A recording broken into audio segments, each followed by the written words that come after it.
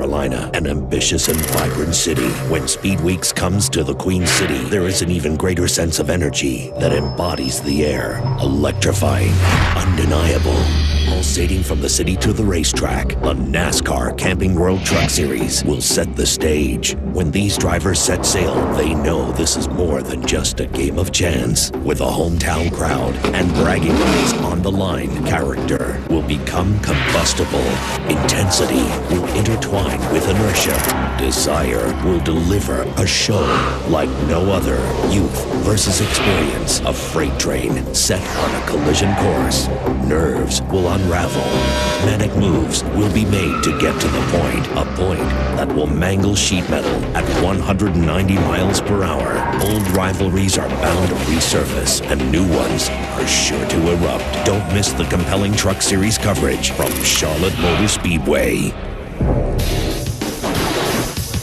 And once again, under the lights for the NASCAR Camping World Truck Series as we get ready for the North Carolina Education Lottery 200, presented by Golden Corral. It's northeast of uptown Charlotte. And drivers we've got to keep our eye on for the second week in a row. Austin Dillon is back behind the wheel of a truck. Tonight, he has his work cut out for him as he'll have to work his way from the back after changes to his truck. One driver whose career started in the trucks has had success in every series but the trucks. Brad Keselowski is still searching that first Truck Series win, and tonight he starts third. The front row is a carbon copy of the finishing order from a week ago. Matt Kraft had battled to checkered flag, but he came up one spot short, and in the process made Kyle Busch mad. After a week to cool down, we'll get a close-up look to see if Kyle Busch still has ill feelings and if anyone can get by him as he's looking for his 6th win in the trucks at this track. Now let's go to pre-race ceremonies, trackside. Ladies and gentlemen, at this time we ask that you please rise and remove your hats as the University of North Carolina at Charlotte Air Force ROTC Detachment Color Guard present our nation's colors. Please remain standing as Motor Racing Outreach Chaplain Nick Terry offers tonight's invocation. Let's pray. Father in heaven, we pause to give you thanks for all the many blessings, God. We thank you for a beautiful night for racing in the Camping World Truck Series. We thank you for our freedom in this country and all those who protect it and keep us safe. God, we ask your blessings on tonight's race, that you keep each and every competitor safe and out of harm's way. And most of all, we thank you for the gift of eternal life through your Son, Jesus. It's in his name we pray. Amen. Here to perform our national anthem, out of Holly Springs, North Carolina, please welcome Hunger Games actress Dakota Hood. Oh, say, can you see by the dawn's early light what so proudly we hailed at the twilight's last gleaming, whose bright stripes and bright stars through the perilous fight o'er the ramparts we watch were so gallantly streaming, and the rocket's red glare, the bombs bursting in air, carry proof through the night that our flag was still there. Oh, say does that star-spangled banner yet wave o'er the land of the free and the home of the brave?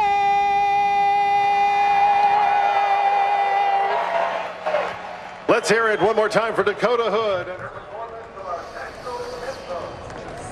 And it's time for the drivers to climb in their trucks and get strapped in as we're getting ready for 200 miles from Concord.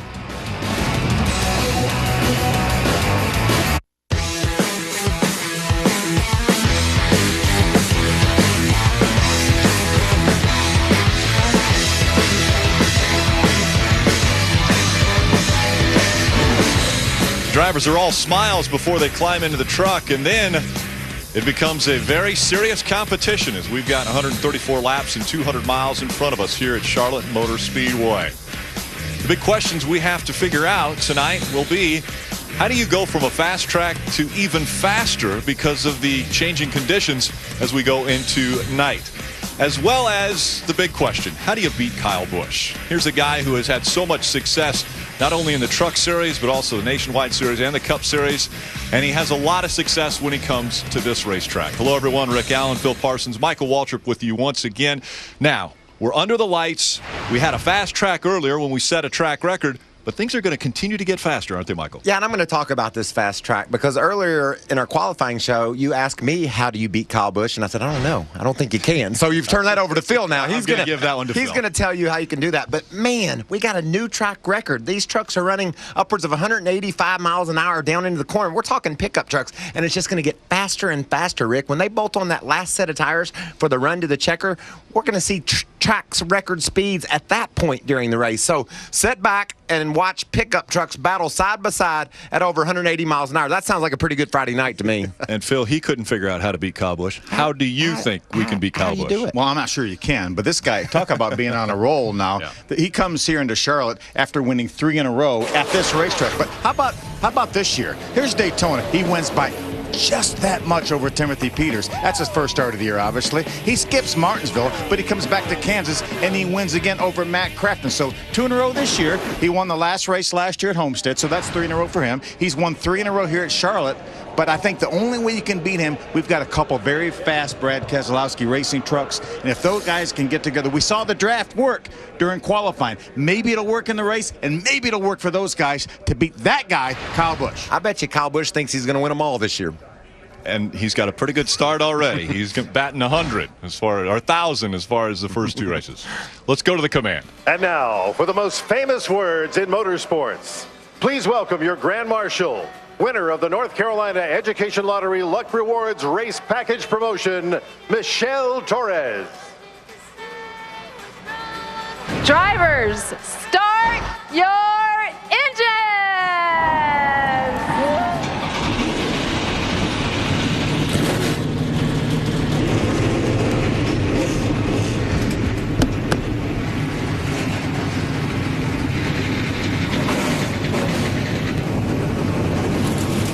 The North Carolina Education Lottery 200 is just moments away from the green flag flying.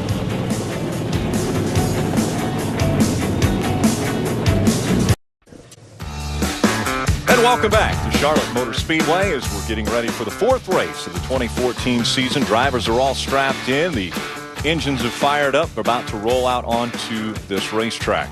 It's another 1.5 mile track as we take a look at our Camping World track description. We just came from a 1.5 mile track at Kansas, but quite a bit different. Yeah, this track drives a lot differently. The way the trucks go down in the corners are tighter, the banks are higher. We've got a lot of speed here, Phil. But last week at Kansas, it was a lot about drafting. Tonight, it's going to be a lot about handling. Here's your Camping World race analysis. See, estimated pit stops, too. They have 3 sets of tires in the pits. Our pit window somewhere between 52 and 56 laps. All things going well, you pit twice. And the trucks are rolling off of pit road with the exception of the 19 of Brad Keselowski. Yeah. Not sure if they're having some issues there with that truck. Doesn't seem to be much urgency down there. And we're hearing that can't get that one fired, at least using the starter, so they're going to push it started. He's really confident about this truck, Rick. I talked to Brad a little bit today, and he said he's got a really fast truck, and he thinks that tonight could be the night that he gets that big win. And it has been eluding him for his long lifetime. time. A long time. His lifetime. He's started in the Truck Series. His family was very invested in this Truck Series, and he has not been able to get that first win. His dad has a win in the series. Sure enough. Take a look at our Chevy starting lineup. Kyle Busch and Matt Crafton making up row number 1. As a matter of fact, that's the way they finished in Kansas a week ago. There's Brad Keselowski, row 2, alongside Ron Hornaday, a former winner here at the racetrack. There's Ben Kennedy, trouble in qualifying last week. This week, solid. He'll be a factor tonight, along with Jeb Burton. Jeb was really fast in that first qualifying session, and he's done a nice job of getting up to speed this year. Ryan Blaney, another one of those fast Brad Keselowski trucks, along with Timothy Peters. Well, Drivers that have won in this series. Max Gresham will start on the outside of row 6. Max making it his first start of 2014. Austin Dillon actually has to go to the rear of the field. They made some changes. He was talking about how that truck was just hitting the track too much in qualifying, so they've made changes that will send them to the back of the pack. Front row Joe has a couple top 10 finishes and 2 starts this year in the Truck Series. Getting splitting time with his son, John Hunter Nemechek. Taylor Malsom and Armand Quiroga back in row 10. Armand Quiroga, 3 top 10s this year. There's Mason Mingus back in row number 11 with Jake Crum in the 82 truck.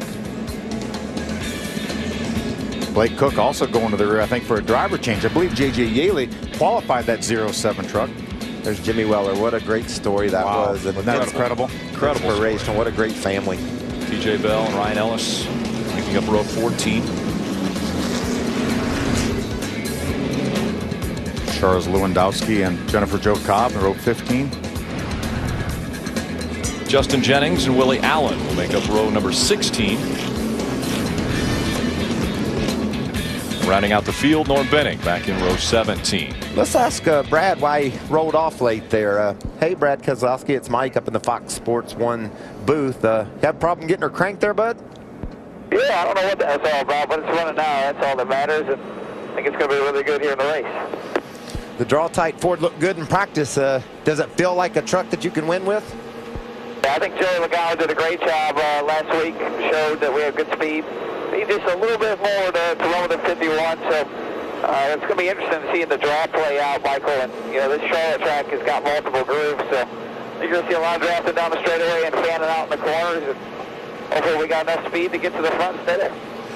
Well, go get Kyle Busch. He's been on a bit of a row. Have a good race, and we really appreciate the 2 trucks you put in the races every weekend for us. So have fun, bud. Thank you, Michael. We appreciate the cars you put in the Cup Series, so thank you. And let's hear from the guys who will be giving us the stories from pit road. We start with Hermie Sadler. Well, Rick, last week at Kansas, that race turned our points season upside down. A bad night for a lot of our championship contenders. One team that dodged a bullet was the 88 of Matt Crafton, and they overcame several issues on pit road. Look at the right front tire carrier. Cannot get that tire off the truck. It happened several times, but Matt Crafton was able to overcome that, get a really good finish, and took over the point lead at Kansas just like he did last year. Can he hold on and go on and be our first ever repeat champion? Tonight may help tell that story, Bob. 28-year-old Justin Lofton makes his first start in the Truck Series this year, but 2 years ago at Charlotte Motor Speedway, he wound up right here in victory lane. It was an unbelievable night for the kid driving the number 6 truck at the time. Now he is in the NTS number 9 here tonight. He will run that truck 5 times this year. He had a part-time gig last year. You can see how excited he was in victory lane. He's hoping to turn off another great performance here tonight. He'll roll off 14th, Ray Dunlap. Well, thank you, Bob. We've documented that Kyle Busch is a 5-time winner here. He's on the pole with a new track record.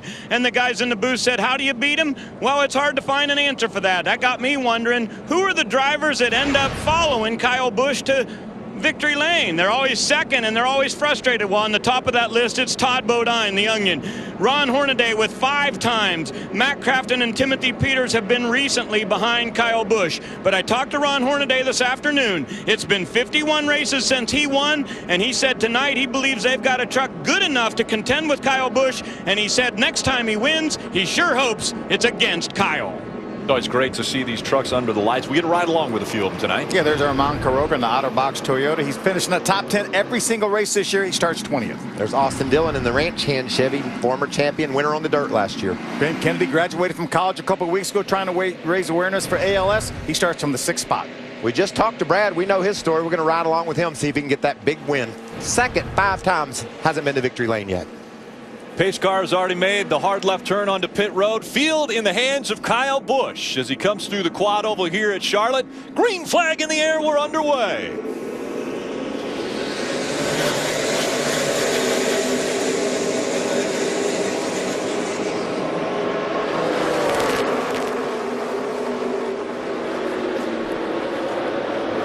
As Brad Keselowski mentioned, they'll fan out in the corners, and they did just that as they went into 1 and 2.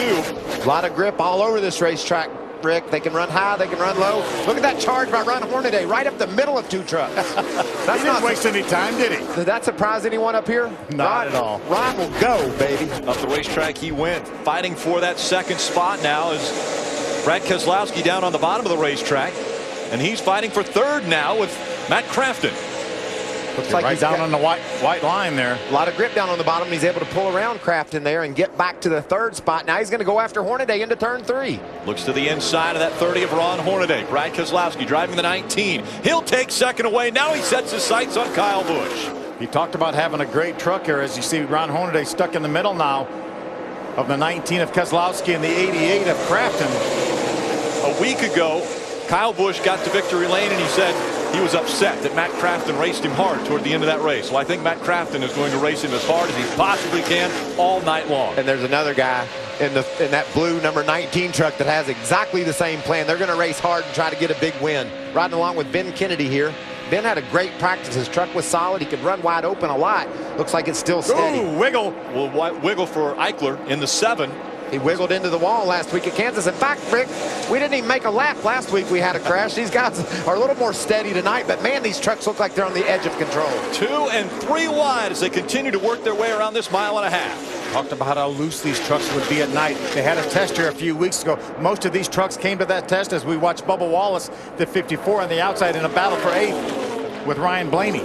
And where the trucks are loosest, Phil, is when they tuck down to the bottom. Blaney's going to the bottom of Wallace here. He will have a hard time holding that truck straight when he gets down to turn 1 on the inside of another truck. So that's what these guys will have to watch. Getting on the inside and getting loose and taking the other guy with him.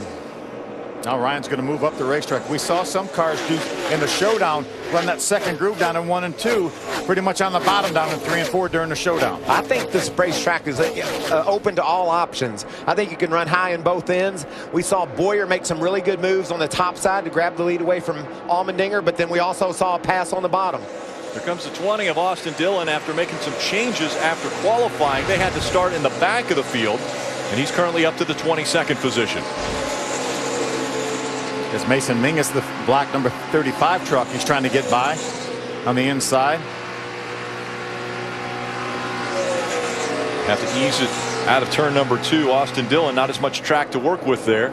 I love that picture right there, Rick. You can see 3 distinct different grooves, and there's a 4th one in there too if you could squeeze your way into it. These guys have a lot of options, and that means if your truck isn't handling good on the bottom, the driver can make an adjustment or 2 on the track to try to take care of that problem. He doesn't have to come to pit road necessarily to make the adjustment. He can do it himself. It looked like Ryan Blaney was better through that corner than Bubba Wallace, but Bubba had the momentum from the high side, and it propelled him down the straightaway, and he pulled back in front of Ryan just like he did there.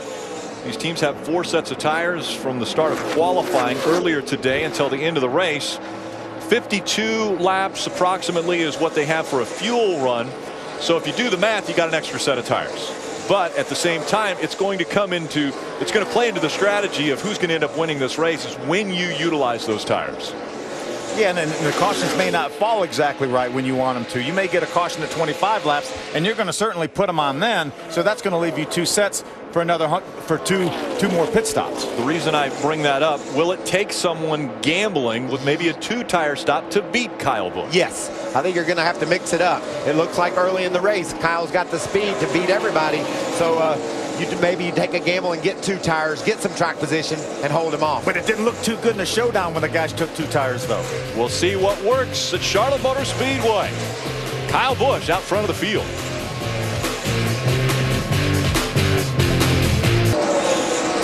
And welcome back. Kyle Busch continuing to lead the field here at Charlotte Motor Speedway, and this is the 4th race for the Camping World Truck Series. Kyle has a 1.7-second lead over second place Ron Hornaday. And Hornaday stretching it, too. Has taken away the 2nd spot from Brad Keselowski. Yeah, there's some heavy racing on the racetrack. Just a few moments ago, the 17 of Timothy Peters and the 54 Bubba Wallace were running side by side. Watch the run that Bubba gets here. Timothy has to go up around the lap truck. Jennifer Joe Cobb kind of blocked his momentum. Now Bubba's going to go the outside. Timothy says, not so fast. Yeah, very close. Bubba makes that pass. Gets in front of the 17 of Timothy Peters.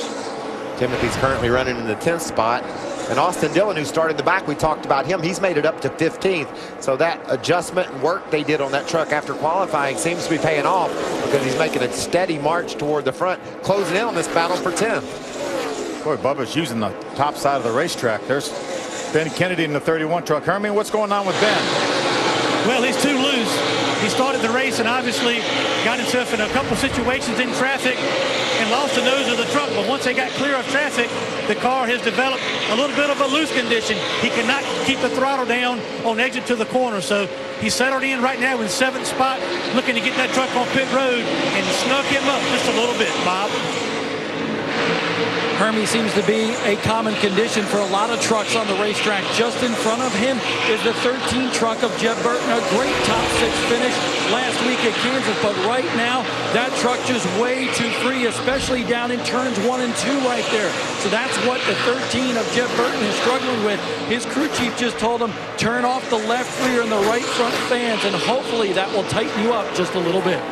You know, these guys could not make themselves tighten these trucks up enough. They knew what it did during the test, how loose the racetrack got at night, but then they practiced today during the day when the racetrack is a lot tighter. Yeah. It's so hard to make yourself say, I've got to be tighter than this. I've got to be tighter than this when the truck won't turn in practice. Well, we saw Ben Kennedy. He was running wide open. He was very steady. It looked like he had a perfect handling truck. Now the race starts, probably minor adjustments to that truck, and it's not enough. He's loose already, so they can't wait to get to pit road to make some adjustments, and they need to make some adjustments, Phil, because lap after lap, Kyle Busch is driving away from this field. We all need to work on our trucks and get after him. Looks like Matt Crafton trying to hold on to that top 5 spot, right? Yeah, and they started second, Rick, but his truck is really tight early on in the run, so they want to take a pretty big swing at it. The truck that he's driving tonight is a truck that he used to win at Kansas City a year ago, and he got his first win at Iowa in that truck. So he likes the way the adjustments usually happen, but he's not ready yet. He said they're still way too tight early in the run.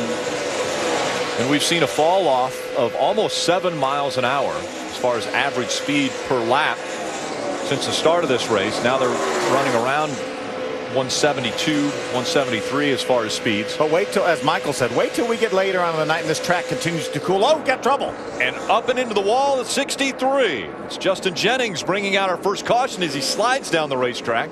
A narrow escape for the 7 of Brian Eichler.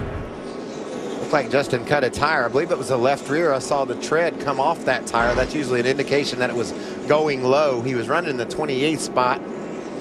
Had fallen a lap off the pace and crashed hard down there. The track safety crew immediately getting to that 63 of Justin Jennings. 20 laps in now. Good time to make some adjustments. I'd say we're probably going to go ahead and put one of those 3 sets of tires we have in the pits on now. I think so too. And we also have this chance, Phil, to be able to work on these trucks like you said, because we know we got to get going. We got to go catch Kyle Busch. How are we going to do that? Let's work on it. Speaking of getting going, see the left rear? Yeah, it's already down. It's low. Ooh, John West Townley narrowly gets by. Watch Brian Eichler here. Comes along in the 7 truck. Wow, look how close that was. Wow. Like Eichler was thinking that that 63 was going to go down low, and he just went up there and almost drove right into him. Great save. Close call for a few drivers there that were able to get by before Justin Jennings 63 slid back down the track. There you see the carcass of the left rear come off. Thing looks like it picked up speed when it turned sideways and backed up into the outside wall. I guarantee you Justin thought it did. Pit road's still closed right now. It'll remain closed for another lap. Boy, that's a close call there for Eichler, like you said, and he crashed hard last week, so missing that wreck and not tearing up another truck is good. Obviously, you don't want to get into the habit of wrecking. So Justin Jennings, the 21-year-old, 21-year-old out of LaGrange, Missouri, involved in this first incident. It brings out the yellow flag. There's Brad Keselowski right now running in the 4th spot. Matt Crafton was able to get by him. Yeah, right just prior to the caution flag coming out. Hornaday as well, so there'll be some serious adjustments to that 19 truck, I believe. There's Armand Quiroga right now. He runs in the 14th position in that outer box Toyota. Phil, when you see him sitting in that truck like that, do you still want to go do it? Yeah, sometimes. Yeah, me too. It just looks it looks so fun. I want to give it a try. Pit road is now open, so we expect the field to make its way onto pit road. Once again, Kyle Busch had nearly a 2-second lead over Ron Hornaday before the caution came out. Would you get 2 here, Phil, and just see what it does? See if the 2 tires will work, maybe gain a little track position if you're outside the top 10? Because you have time to put 4 on the next 2 times. So I think, yeah, it might be a good gamble now. I like that idea. Let's see if anybody takes us up on that. And it looks like it's about to be a very busy pit road. Looks like a pretty young crew up on Kyle Busch's pit box. And sure enough, the 51 of Kyle Busch brings the lead lap trucks down to pit road. Hermie Sadler. Rick, the 31 of Ben Kennedy will come to pit road. It'll be 4 tires, 4 sticker tires as they started the race on Discover from qualifying. He started loose, then went tight. 4 tires, fuel, and air pressure. Bob? The 19 truck just way too tight for Brad Keselowski. He's currently 4, so it'll be 4 tires on this stop. That's what's scheduled right now. And they are going to go up on the track bar for Brad Keselowski to get him freed up just a little bit, Ray. Lower left corner, you see Ron Hornaday's Ream Chevrolet. He said it was pretty neutral. They thought we'll go with 4 tires here. Kyle Busch makes a track bar adjustment, and he is going to be first off pit road with Jeb Burton running out second. Yeah, a couple trucks went with 2 tires. The 13 of Jeb Burton, the 17 of Timothy Peters. Looks like most everybody else went with 4. I like that call early in the race. You'll figure out whether that's an option for later. That's what's important. Differing pit strategies almost had Jeb Burton beating Kyle Busch off pit road. We'll be back for the green flag when we come back.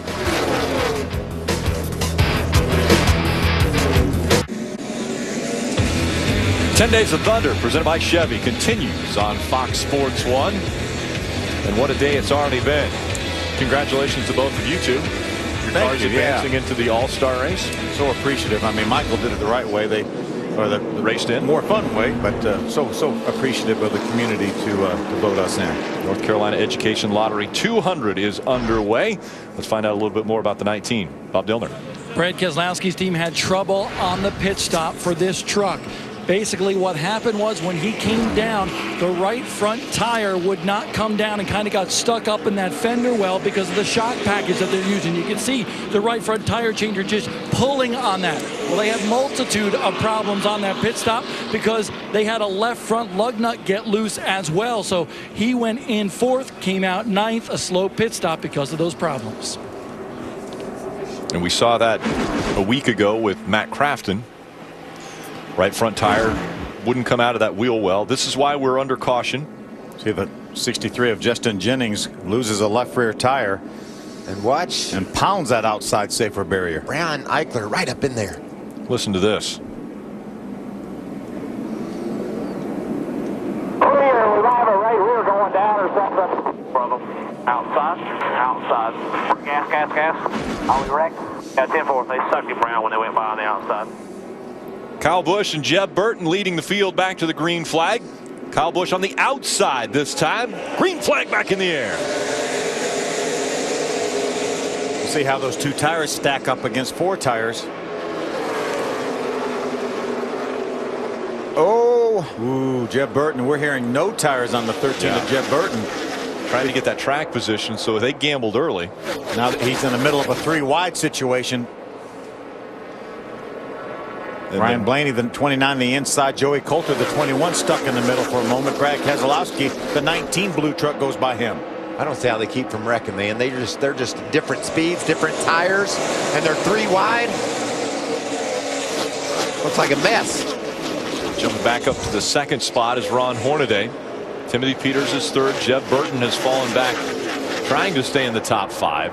It looks like holding on to 5th. It looks like 2 tires okay with Timothy Peters, 0 tires on the 13, not okay. Look at Austin Dillon all the way from the back of the field. The adjustments after qualifying in that 20 truck, the white truck we're looking out of, he is coming, baby. Austin Dillon, after this pit stop, is up to the 12th position and still battling.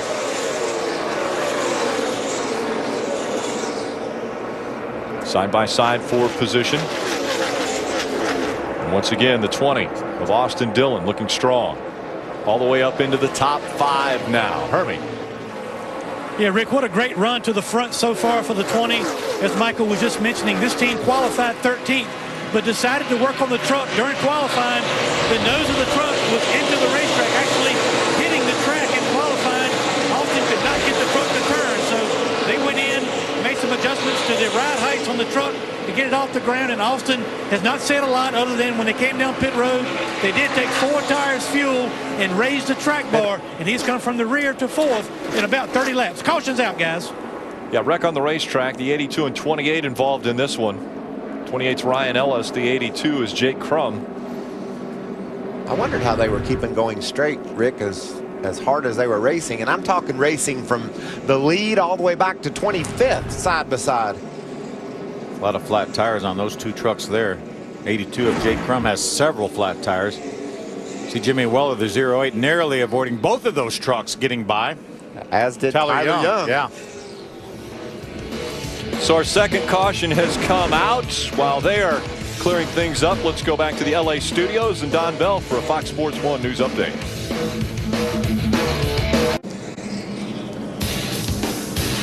And under our second caution of the North Carolina Education Lottery 200, 31 laps in the books, and it's been all Kyle Busch. Since the drop of the green flag, he has been very strong. One truck that gambled on a pit stop just recently was Jeb Burton. And how did that gamble work out, Bob? Not too well. He went from second on that last restart to outside the top 10 in just a couple of laps, and his crew chief Jared Prince said it was a mistake on my part. They came down pit road just a short time ago to put 4 tires on that truck. He said he thought it was way too early to take tires, and then when he saw everybody else do that, he knew that they were in trouble. Let's just say this, Jeb Burton not too happy inside that truck, Ray. And Bob, the 2-tire gamble has gone much better for Timothy Peters. He started 9th today, and he currently is running in 3rd. They raised the track bar on his truck. He said it's pretty neutral, very happy with it. 2 tires got him that track position. Timothy Peters had such a great start to the season this year. 2nd at Daytona and 6th at Martinsville. They fell back a little bit last week, so they know how important it is to get another good finish to stay right in the points hunt tonight here at Charlotte. Phil, you said you didn't know, and I couldn't figure out either how you're going to beat Kyle Busch since we've raced into this this event. How are we going to beat him now? Do you see any way? I haven't yet, but we have a long way to go. But I've not seen anything yet. Now we have probably 2 of the best restart guys that we've ever had in our sport right now on the front row. So this is going to be interesting. What about 2 of the best racers ever in the sport? That too. Between the 2 of those guys, they've won over 80 races, 88 races, I think, and that's 20% of all the races ever in the truck series. In 20 years. In the front row. In 20 years. Those 2. Right there. That's amazing. Very impressive. 51 wins for Ron Hornaday, 37 wins for Kyle Busch already. Hornaday 4 championships, but a pretty impressive front row. That's 88 wins, no matter how you add it. That equals 20%. Thanks for that, Russell, by the way. Our status. Austin Dillon has had a good truck here. Talked about him starting at the back. Worked his way all the way up into the top 5. Right now running in the 4th spot. Will line up behind, it looks like, Kyle Busch on this restart. And Ron Hornaday will move up to the inside of that 51. As now they are back in the hands of the 51 as they come through the quad oval once again. Ron's kind of hanging back on Kyle a little bit there. Trying to time it a little bit, wasn't he?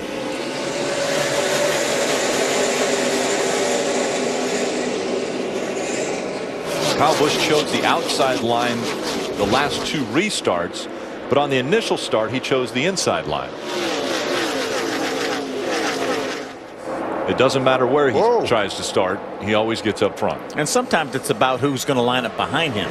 You know, I know we talk about restarts, but it's more than just a restart, Phil. It's the way you run those first 2 or 3 laps after the restart. And Ron Hornaday and Kyle Busch are as good as anybody, getting all they can get out of that truck right after the restart.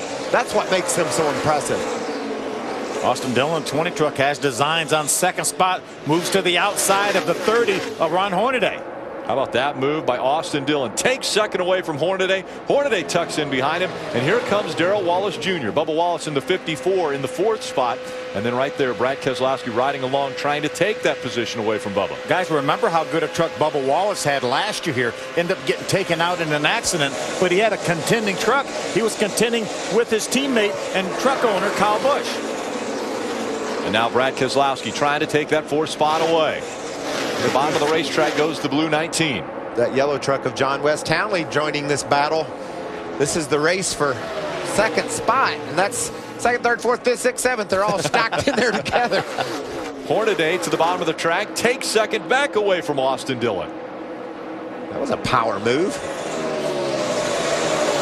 This is Bubba Wallace getting a little bit closer to the wall than I think he wanted to. Yes, he did. He made a little contact. Hasn't seemed to slow him down any. If you're at home wondering how hard these guys are racing in these pickup trucks, that's a little evidence of it there. You can see 2, 3 wide side by side, but they're on the edge of control in these pickups running over 180 miles an hour. So now it's Ron Hornaday trying to chase down that 51 of Kyle Busch. He's got Austin Dillon behind him. Brad Keselowski running in the 4th spot now. Ron Hornaday ran a fast lap that last lap, his fastest lap of the race at below 30 seconds flat. Hornaday continuing to hug that white line, as is the 98 of Johnny Sauter. Johnny Sauter just took that 12th spot away, and you know he's had a rough start to the race. Been on pit road for some extra adjustments.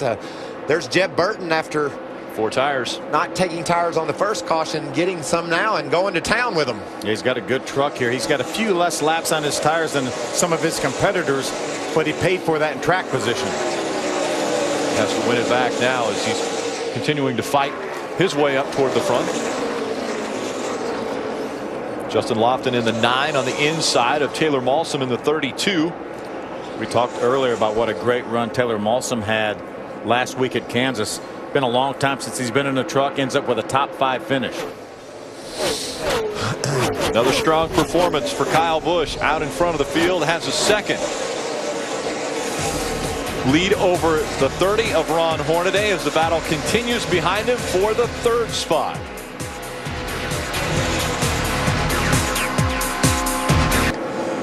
And Kyle Busch has been a machine ever since the drop of the green flag. He's been out front, leading all the laps in the North Carolina Education Lottery 200.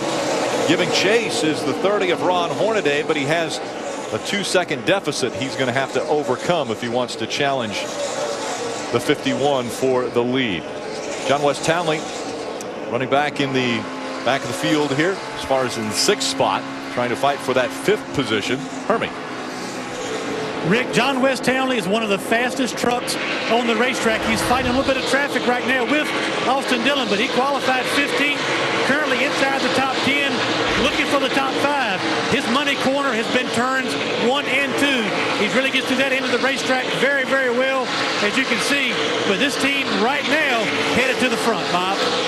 Darrell Wallace Jr. trying to hold on to a top 5 spot here right now. Disastrous 1 week ago for him in Kansas, but he's on a roll here. Having difficulty with that truck, though. He's pulling away from Austin Dillon and JWT in the 5 truck, but he says that truck just way too tight until he gets another truck behind him, and then it just wiggles the back end, and that truck gets arrow loose. So that's what Darrell Wallace Jr. is dealing with right now, running fourth. Take a look at the 20 truck of Austin Dillon, the white 20. Looked like he lost his momentum on Norm Benning there, lapping Norm to the inside, lost some momentum, and it allowed Wallace and Townley to gang up on him. I got to keep my eye on this battle. John West he's treading on some thin ice there down on the bottom of the track, trying to dive in hard underneath Austin Dillon. That's a real tough pass to make, and he's being very persistent about it.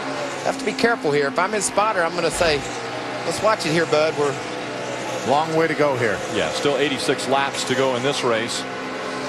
And then coming off turn 2, looked like maybe John West decided to close the door on Ryan.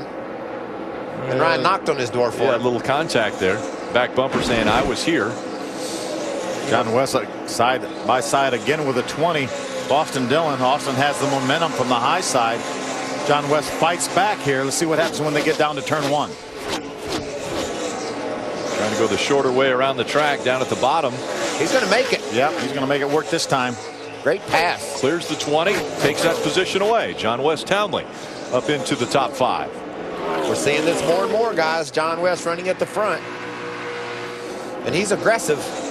Going to bring Ryan Blaney along with him in the 29. Not quite clear of the 20 of Austin Dillon. Ryan Struck was really good through the center of the corner, really gained a lot of ground, but wasn't able to clear the 20 of Austin on exit, so that Austin had the momentum from the high side.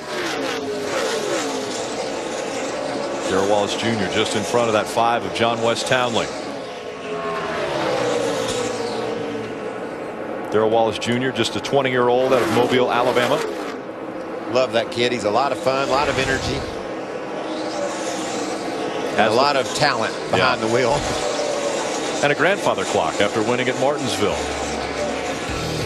Kyle Busch trying to claim his 38th Truck Series win, but he's got a long ways to go.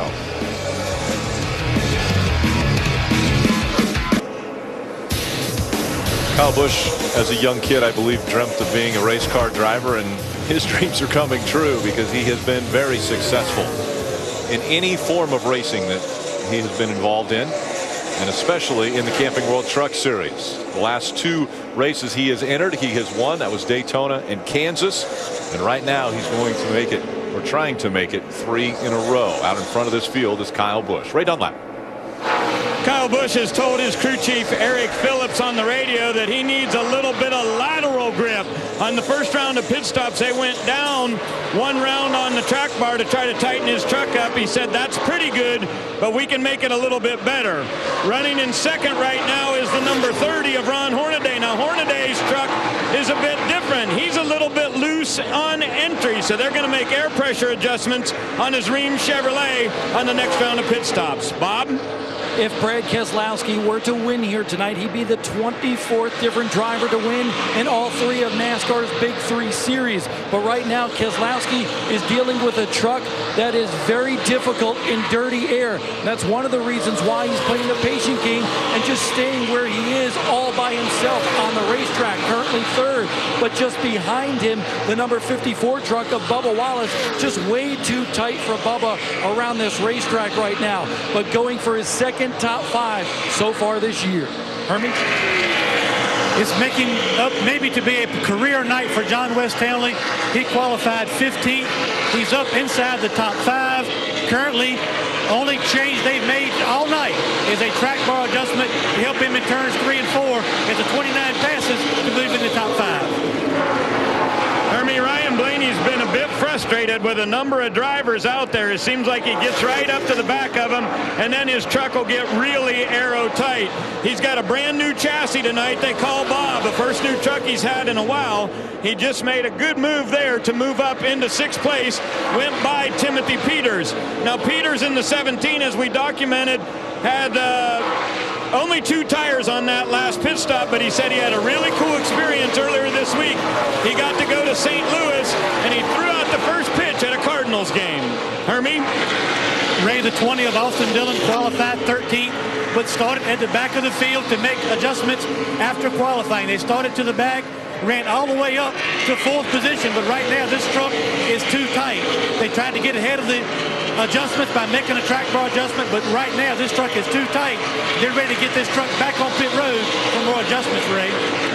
Matt Crafton's Menards team has really been on a roll. They finished 1st at Martinsville, 2nd at Kansas City. That's put him in the point lead, and they started on the front row tonight. But the problem is, he says after about 10 laps, his truck really goes to the tight side from the center off. So they've got a bit of work to do as Crafton has now dropped back to 9th position. Bob? Welcome back to the top 10, Jeb Burton. After taking no tires and 1 pit stop, falling out of the top 10, coming down pit road and getting 4 skins. He's driven from 25th all the way up to the top 10. And right now, hey, give a driver 4 new tires, and he likes his race truck. He is on the move. Jeb Burton going for 2 top 10s in a row. Tell you the guys on the moves, that's that 29 truck of Ryan Blaney. He drove around John West Townley. Bubba Wallace like they were setting still. Now he goes around his owner. That's got to feel good for that young man, passing the boss. Certainly does. And these guys have been moving around the racetrack, too. Ryan Blaney, Brad Keselowski, both running real high down in 3 and 4. They're losing the grip. Some of them have tight trucks, some loose trucks. They're moving around a little bit. They have some options here at this racetrack. Look at Ryan running high down there in that end of the racetrack as well. That's when he got to come into town, Rick and Phil, when he moved up. He started really making some ground and drove around that pack of trucks. John West Townley moves to the inside of Darrell Wallace Jr. He'll try to take the position away. Everyone continues to chase after Kyle Busch here in the North Carolina Education Lottery 200. And welcome back. The third caution has come out here at Charlotte Motor Speedway as Tyler Young looks to have had an engine expire on him. And a little bit of fluid was put down on the racetrack, so the caution came out. Pit road is open, and it looks as though the field is going to follow Kyle Busch back onto pit road. Hermie? John West Townley brings the 5 truck down pit road. He's been communicating with his crew chief and owner, Richie Waters. He says the truck starts out pretty neutral, gets a little bit to the tight side. It's going to be 4 tires, fuel, and air pressure for the 5. Bob? Brad Keselowski in that 19 truck. They tell him easy on the brakes getting onto pit road because they had trouble, and they're having trouble again pulling off that right front tire. Just way too tight up on the track bar, and 4 tires for the 19, right? With Hornaday getting tight in his run, they went on the track bar also, Bob, on the bottom right. You'll see Kyle Busch there. They made an adjustment for him. He said his truck is pretty close to perfect, and he will be first off pit road easily, then Hornaday, and then the 29. Yep. A lot of 4-tire stops this time. 19 had some issues with the right front again. Yeah, we've seen that a lot. The shock just doesn't allow that tire to drop out. That's why they're saying be easy on the brakes coming to pit road. You see how much extra time it costs that Keselowski crew. And it looks as though the 29 also had just a few issues, but it didn't cost them. They came out third.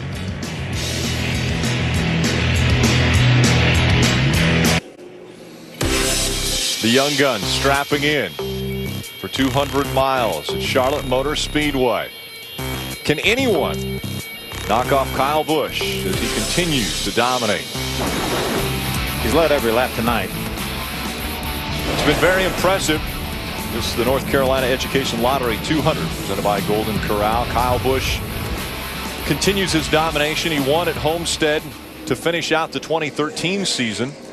Then his first start of 2014, he wins at Daytona. He won his most recent race at Kansas, and now out in front. We were listening in to the 29 of Ryan Blaney asking, why is that 51 so fast? Here's what they had to say. I just don't get how the 51, I just don't know how he can be that fast by himself. It's like it's a speedway truck. You know what's interesting about that, Phil? We've been saying the same thing. We don't get it either. And we're just observers. When you're out there trying to catch that guy, Ray, that's hard. And it looks as though the pace car is going to make the hard left turn. Sorry, Ray, we're about to get underway. We'll get right back to you in just a moment as they come back into the quad oval. Green flag back in the air. How about that 17 truck on the outside lined up with Kyle Busch? Put 2 tires on the first pit stop, maintained a pretty good position, had a good stop on this pit stop, comes out third, and now he's got second. Got to have a battle for Hornaday back on the bottom, though. We talked about how strong Ron is on these restarts. Be interesting to see if he can battle back and grab that spot away. He's really aggressive on starts. We know that.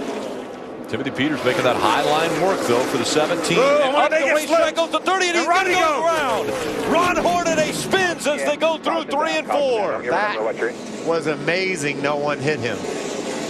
Pretty high speeds going down pit road, but they were trying to avoid any incident that might have taken place on track. They check up their speeds. Hornaday is back on track and going the right direction. A lot of grass in the grill. It's going to have to necessitate a pit stop, but man, that thing got around right in front of everybody. Talking about him being aggressive on starts. We've seen that. We know Ron goes for it. And when you're down on the bottom, man, it's just a really difficult line to hold, and he wasn't able to hold it. Spun out in front of the whole field, and no one wrecked. That was amazing. Let's watch this. So he's going to drive up beside the 17 of Timothy Peters. Now he's going to start getting loose right there and starting to chase that truck. Look at Brad Keselowski. How does he miss him? Yeah, what an amazing. You saw the smoke underneath the 19 of Brad Keselowski. Let's ride along with him. Still inside. 29 is looking inside of the line. Inside on the line. Keep coming there. Keep coming. Keep coming high. He's going to go low. Keep coming high. There you go, bud. You're good. You're good.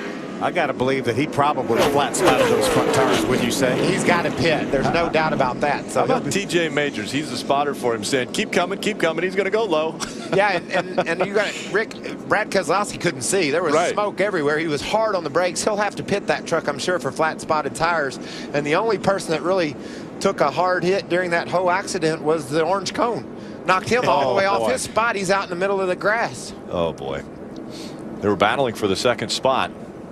And the 30 goes through the grass. Ray Dunlap. Ron Hornaday said the front got a little bit twitchy and it got away from him, but his crew chief said, come on down here, let's put 4 tires on this thing and make sure we get that grill cleaned off. We still can be competitive. There's plenty of time to get back in this race. You see they're cleaning the Rheem Chevrolet's grill off. They'll put the 4 tires on. And Hornaday said just wiggled and got away. And there is a lot of time. We've just passed the halfway point. There's 60 laps to go in this 134-lap race. Hornaday sideways coming out of turn number 4. Everyone avoids him.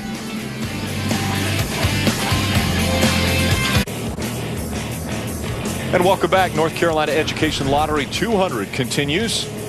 Kyle Busch out front. Caution just came out for Hornaday going sideways in turn 4.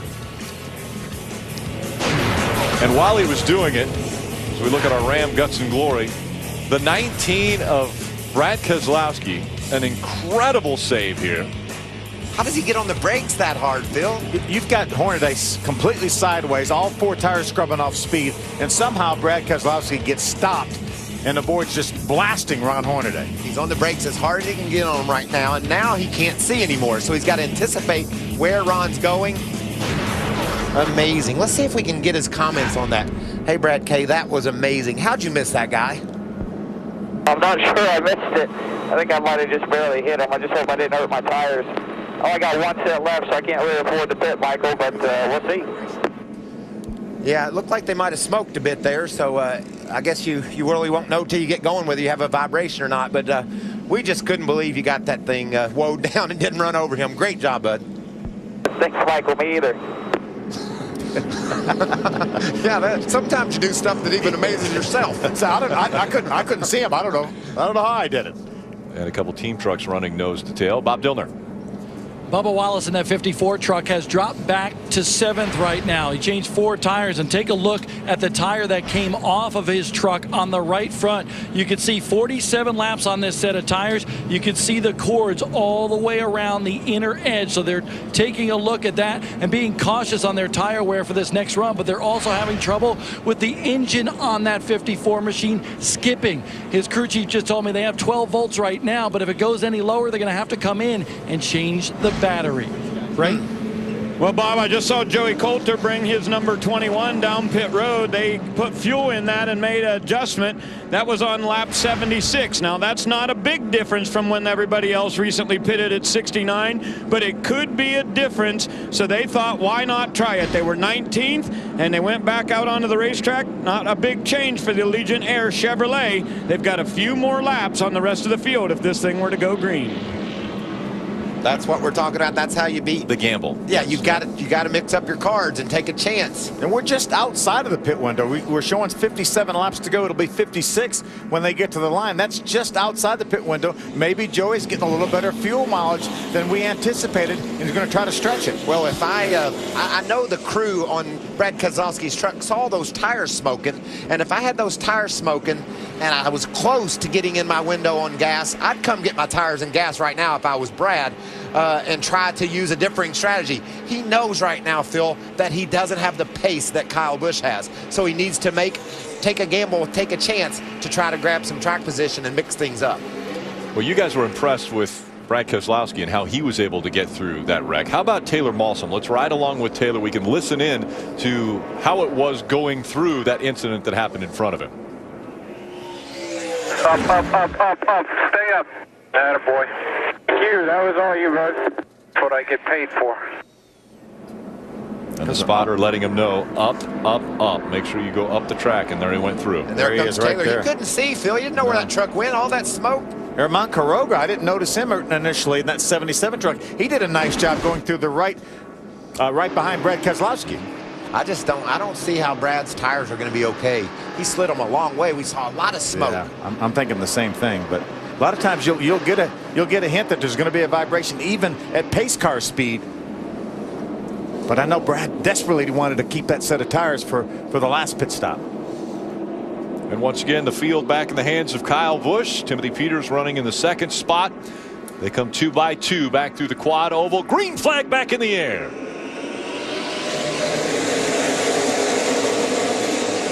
We've seen several people start on the inside of Kyle Busch, and not one has been able to even challenge him by the time they get to turn 1. A couple of BKR trucks running side by side in the battle for third. Looks like that outside lane is going to prevail, and Brad will drive around and try to bring John West Townley with him. John's really fast tonight, racing inside the top 5. That looked a little touch and go there. Austin Dillon in the 20, and also Aaron Quiroga, a little bobble as they came out of turn 4. Yeah, big time wiggle by Herman. As Brian Eichler, the 7 truck, right behind him. Sparks flying from underneath the 17 of Timothy Peters as he continues to try to hold on to that second spot. Brad Keselowski doesn't seem to have an issue with the handling of that truck as he continues to march to the front. Yeah, I'm surprised, but it doesn't look like that's going to be a problem. Yeah, it's not going to be a handling or a balance issue. It's going to be a vibration if he flat spotted those tires. Here comes Timothy Peters working the outside once again, battling for that second spot.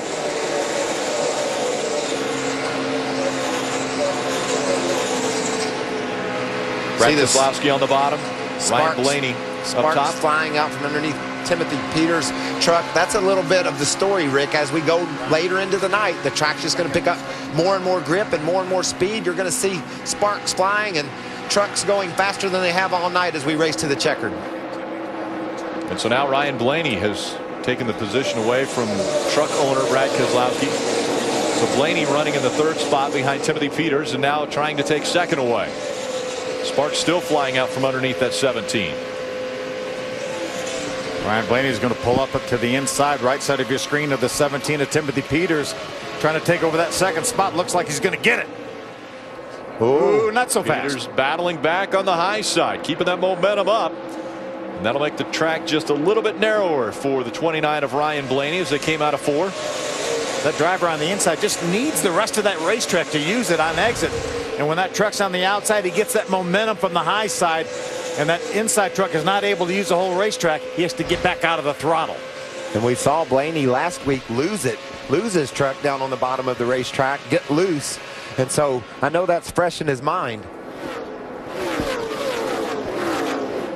Kyle Busch out to a 0.8 of a second lead over Timothy Peters.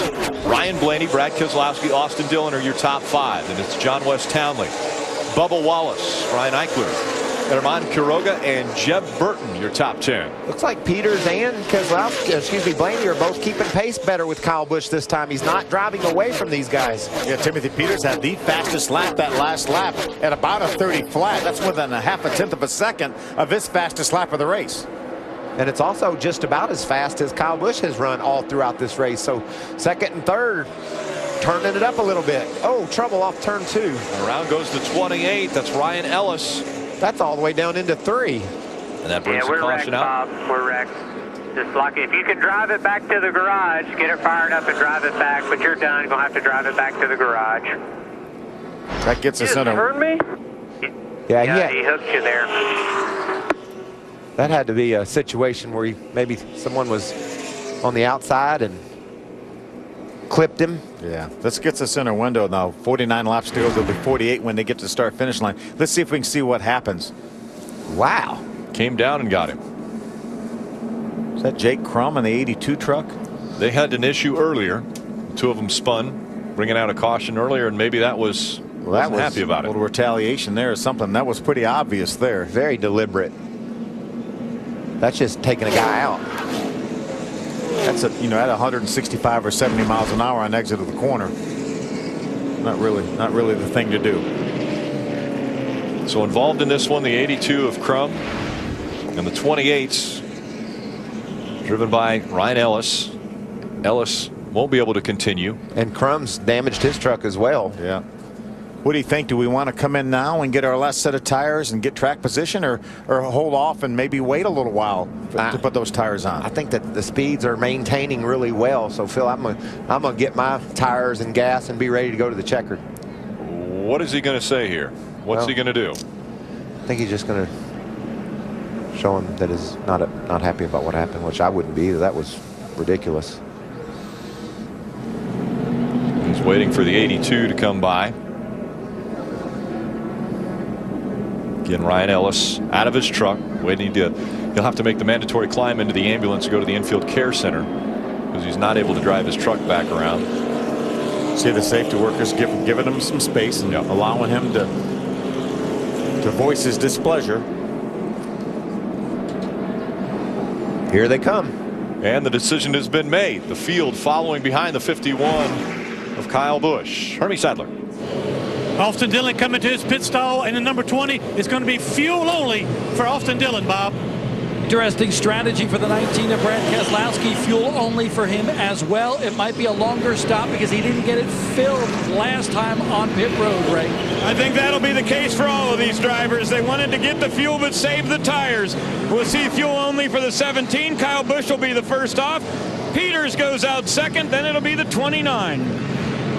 You know, in the 29 checked up, it looked like, it looked like he didn't want to go out onto or win that race off of pit road, maybe to get a different position on the restart. Yeah, Joey Coulter was also coming at the same time.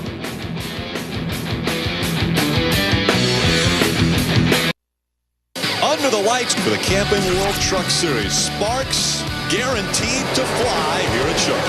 How about Miguel Paludo out in front of the field? Miguel Paludo says, please keep running side by side, guys, behind me. Oh, we got a spinner. Justin Lofton loses it back in the pack. Look at Bubba Wallace. That was way out in front of the incident with Justin Lofton. 8 laps of racing to go. Gone up to second now. He's so close he can taste it, but he just can't close the gap. This is going to be his 5th win at Charlotte. Kyle Busch wins again. That feels good, buddy. That feels really good. Thank you, guys. That was a year ago. As we are underway with the North Carolina Education Lottery 200.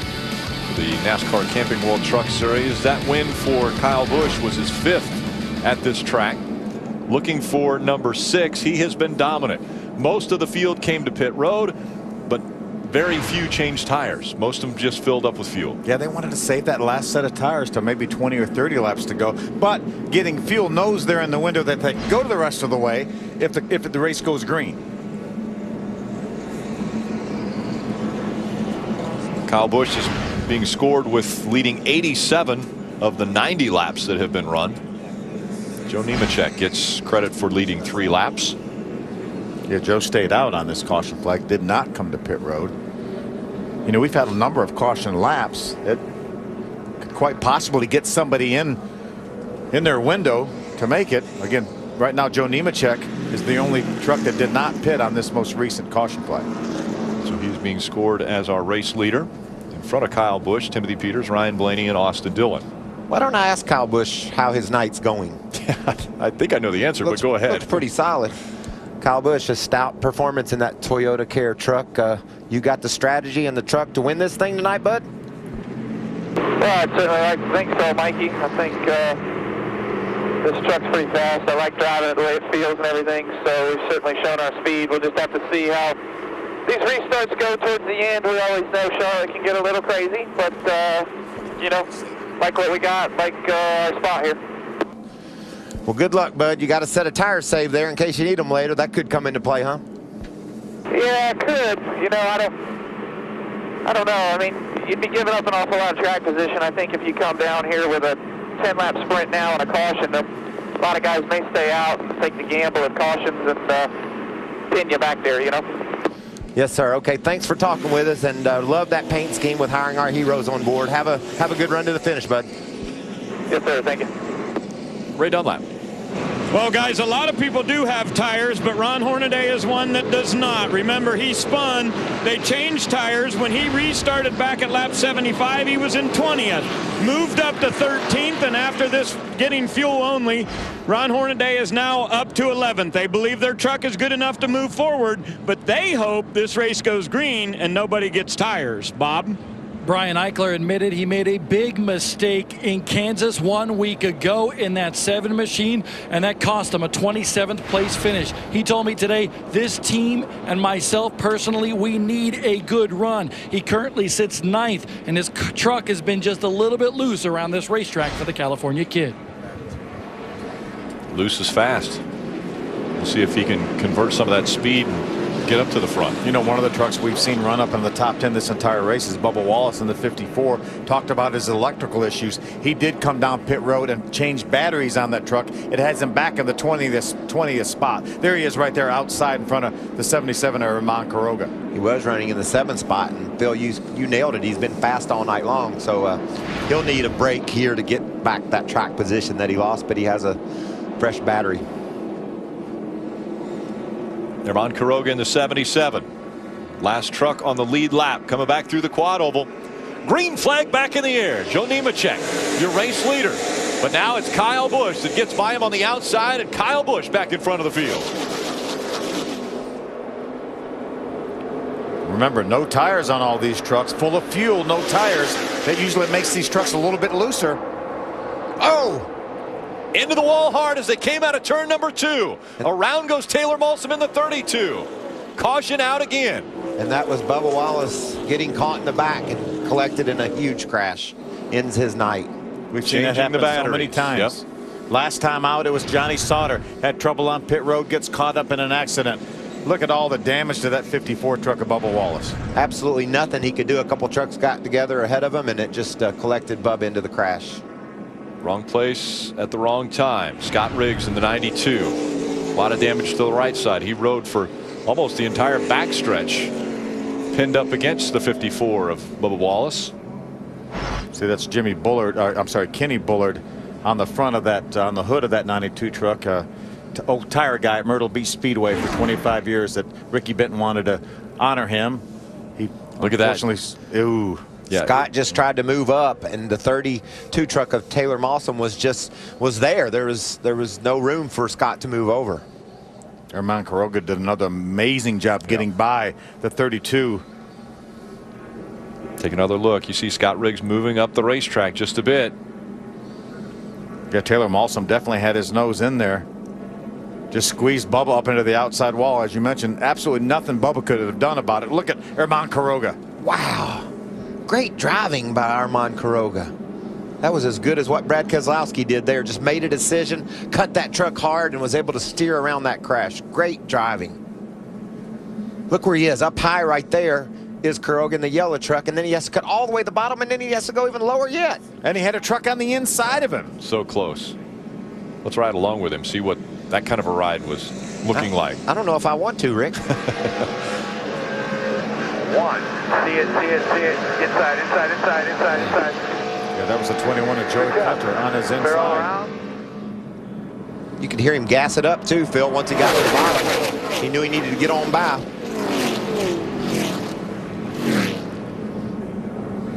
So Taylor Malsom out of the 32. He climbs into the ambulance. Tough break. Won't be back-to-back good runs for him. There's Bubba Wallace outside that truck, and you know how frustrating that is. Needed a good run and didn't get it tonight. In the wrong place at the wrong time. So the caution has come out once again at Charlotte Motor Speedway. We'll be back for the restart in just a moment.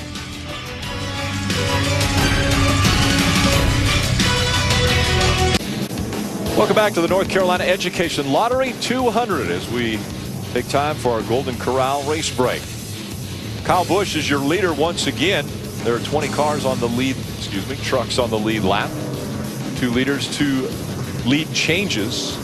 It was Joe Nemechek who decided to stay out and led a few laps, but it's been a dominant performance all night by Kyle Busch. Yeah, and Joe hung in there on that restart too. He ran that whole lap that we were green right beside Kyle Busch. So good start for Joe. Unfortunately, the caution came out, and he'll have to do it all over again. Take another look at what happened here. Scott Riggs in the 92, Taylor Malsom in the 32. I just don't believe Scott knew that the 32 of Malsom was there. He thought he may have had one truck on his outside, but not side by side, not being on the inside of 3 wide. And catches the 54 of Bubba Wallace. And there's no way that I would have thought that Armand Quiroga was going to get through that wreck. It looked like he was destined to hit something, and somehow he drove his way through there. What an amazing job. Seen some great driving from these truckers tonight. So fuel not an issue, and we see Darrell Wallace Jr. is going to make his way to the infield care center. We saw him a little wobbly when he got out of his truck just as we were going to break. Bob, what's going on with him? I just spoke to Bubba before he was taken away, and he's smiling right now, so that's the good thing. But he said the fumes inside that truck really got to him, and honestly, that hit, it knocked the wind out of him. So Bubba in a good frame of mind right now, being taken to the infield care center for precautionary measures. It did knock him hard to the side, and I know you guys have the wraparound seats on here, which could have easily knocked the wind out of him. Yeah, and it could have been on that he hit concrete too, Rick. You know, we have the safer barriers around the corners, but on the straightaway over there, where we've seen a couple of accidents, yeah. I don't think there was any safer barrier where he hit. And then he got squished in there by another truck too, and then into the concrete at the same time. That'll knock the breath out of you for sure. Yeah, you're right. It's yeah, just past where the safer barrier is at the exit of turn number 2. So yeah, that's at 160 miles an hour or so. A couple of trucks squeezed together. That was a big crash. One of the other trucks involved, the 32 of Taylor Malsom. Hermie? Yeah, thank you, Rick. Taylor cleared and released from the infield care center. Glad you're okay. From your perspective, what happened on the backstretch? It's hard to say. I haven't seen the replay. I think everyone got kind of tangled up there, and unfortunate. I mean, we were fighting our ill-handling truck all night, but the Alderall guys are working hard and trying to get it up there just to get a good finish for everybody. But I think we got to go get some stuff fixed on it and try to get back out there and just get some points for the 32. Yeah, they want to get to the garage and try to get back in that truck and get back on the racetrack and salvage as many laps as possible, Rick. Yeah, when that truck got turned around, it hit hard on the inside wall. Take a look at the 32 as it slides to the inside and hits the wall at a bad angle here, too. Fortunately, it's a piece of safer barrier, though. That could have been a whole lot worse. And you saw Bubba up there. Not only did he take the impact from Scott Riggs's truck into the left side, but then bam, into the outside wall with the right side. And I'm sure it just knocked him back and forth, and he was out of breath. We take for granted so much that guys are just going to walk away because of how safe these vehicles are, but there's still serious crashes, hard crashes, and look at that angle that the 32 of Taylor Malsom hit that wall. Yeah, thank goodness though that Charlotte Motor Speedway had safer barrier right there. That's a great look at how that is designed, with the styrofoam triangles right behind the rectangular pieces of metal. That's a wonderful invention. Saved many of people's bodies from some serious injuries. Armand Quiroga in the 77. Amazing job of avoiding that incident. Kyle Busch still out front. There's Austin Dillon right there. He's running in the 7th spot in the 20 truck. There's Brad. Brad right now is back in the 9th position. Ray Dunlap. What's the 51 talking about? Well, Rick, you know, you asked him, or someone asked him on the radio about whether or not they would come back for tires. I think it was still an option when we were at about 45 laps to go. But as we're getting ready to get back to green here, I think they've made the decision here. His truck's good enough. They're going to stay out. That's the only way they've got a guarantee to win tonight's race. Green flag back in the air. Kyle Busch on the outside. Joe Nemechek on the inside. And here comes Matt Crafton once again in the 88, battling for the 2nd spot.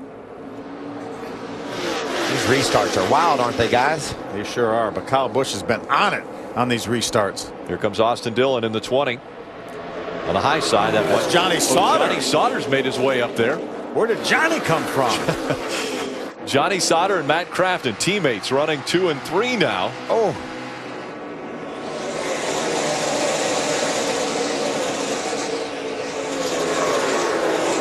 Such tight racing.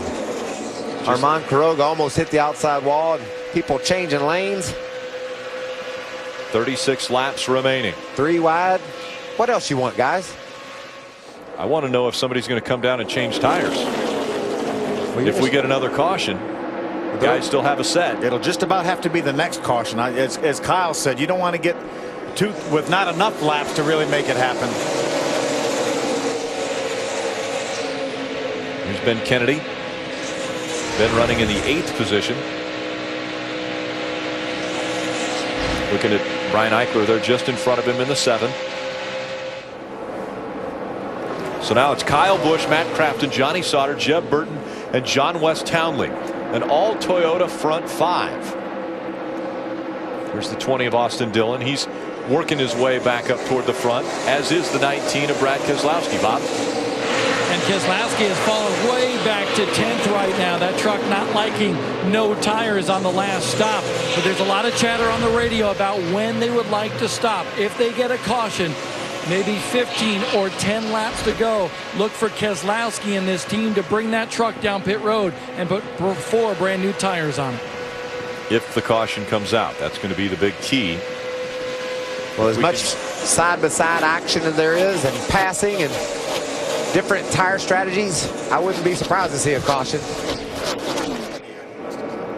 Jeb Burton in the 13, getting by that 5 of John West Townley.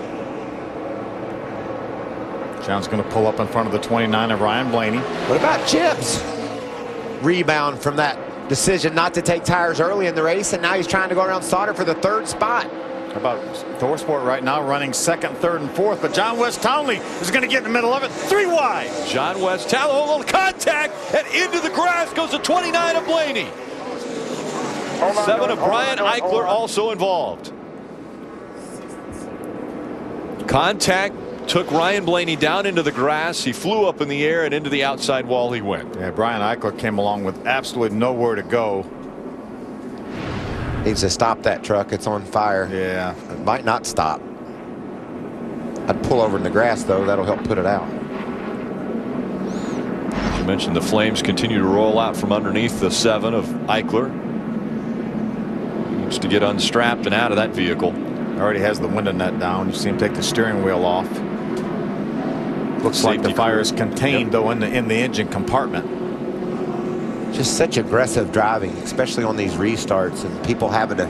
It's a 200-mile race, Phil. You can't mess around. You got to go, and these drivers are going hard. And that's why people love the trucks a bit, because they go hard from lap 1 to the end. And another tough week for Ryan Blaney in that 29 truck. A lot of damage to the 29 of Blaney. Nowhere to go. Absolutely nowhere to go, Rick. It looked like Townley didn't know he was 3 wide. They got in a bit of a tight squeeze, and see if we can see what happens. You can see Blaney to the bottom. Maybe John West doesn't know he's down there, tries to get in behind Jeb Burton, and bam, runs Blaney into the grass and takes Brian Eichler with him. That's reminiscent of Dale Earnhardt Jr. at Texas earlier exactly this year, where he just nosed in that grass, shot him up the racetrack. Yeah, I think you're absolutely right. John West was just going to follow that 13 truck, had no idea that the 29 of Ryan Blaney was there. And look at that truck jump up in the air. Yeah. Wow. That's incredible. Look at Brian Eichler coming along with absolutely nowhere to go. Ryan Blaney's just along for the ride at this point and squeezes Brian Eichler up into the outside wall hard. 7th caution of the night. Once again, keep your eye on the 5, John West Townley. As he's following that 13, they go through the quad oval, and the 13 goes down, so the 5 tries to follow. Yeah, Ryan had his right front fender all the way up to the door of that 5 truck of John West Townley. I just think the spotter didn't alert John West that somebody was there, and John West didn't catch it out of the corner of his eye. A bad angle too. Ryan hit that wall with some bad angle. Let's ride along with Austin Dillon and watch the carnage. Look at that. The dirt. Yeah, look at the dirt on the camera, and he was 100 yards behind him. There's Ben Kennedy. Ben does a nice job avoiding this. Still clear. Go low. Go low. Coming back down. Coming back down. He had to get in between those 2 trucks as they came off the outside wall. Work.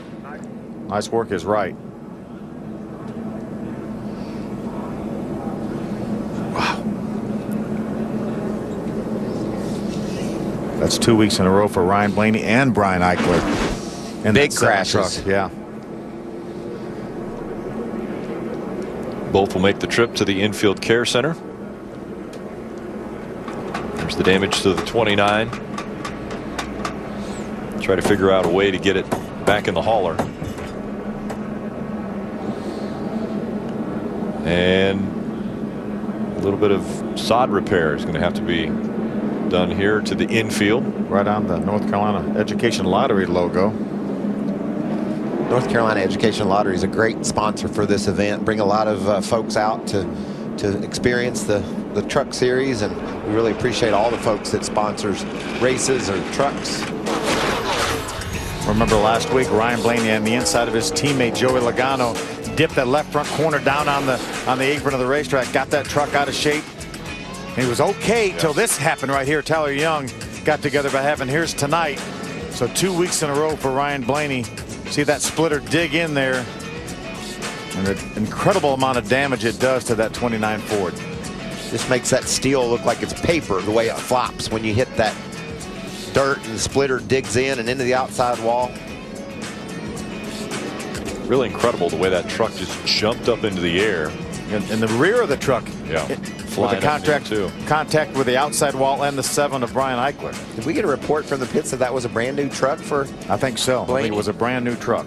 Just was in the wind tunnel this week. Wow. So once again, the 7th caution has come out. I'm impressed with our 3rd place truck. Jeb Burton fell outside the top 10, and now he's up to 3rd. And Ryan Blaney out of the truck, and he's with Bob Dillner. Tough hit for Ryan Blaney. What happened? We had a run on the 5 and I don't know who the 2 other trucks were, but it was inside the 5 down the straightaway, and he just pushed in the dirt. I don't know what. We were inside him for a long time, and he just turned dead left. So not really sure what he was thinking there. Pretty, really unfortunate. We had a good car, and we had to restart 3rd there, and that really hurt us. And felt like I had to go to catch the 51 and the 88, and shit happens. And apologize for that.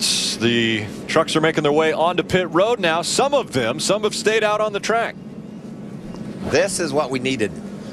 We needed some strategies to get mixed up so we could save anybody. Go get Kyle. Bob Dillner. Brad Keselowski needed 4 tires, so they're making a track bar adjustment to this truck, trying to get him back up to contend with the 51 of Kyle Busch, Ray. And I saw the 17 coming down pit road, Bob. They're going to make a change for him. Also, Ron Hornaday came in. Hornaday went with right side tires. So we'll see Peters come back to the track. A number of guys trying to do just the opposite of what the leader, Kyle Busch, and the front runners did. This may be the only opportunity to beat. We talk about how you beat that 51 truck. This might be able to do it here. He's going to have about 20 laps more in his tires than these guys will. And this is a perfect opportunity for those guys to mix things up, Bill, with just this many laps to go in the race. Could be a big move. These guys will have to get by 10 trucks, though, to get to Kyle Busch. Sub at a new time. It's weekdays at 5 p.m. Eastern. You want to make sure to stay tuned. They'll keep you informed as to what's happening.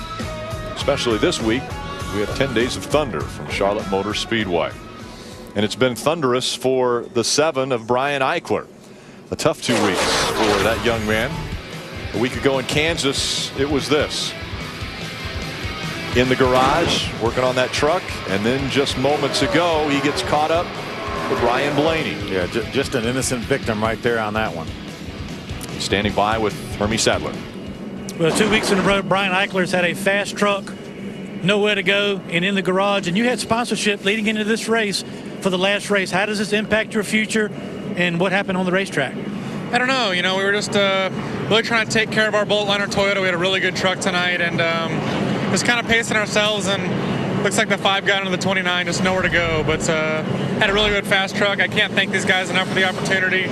Bolt Liner stood behind me through some tough times here, so we'll see if we get another shot at it. That's Brian Eichler. Great attitude, fast trucks, just no luck the last couple of weeks.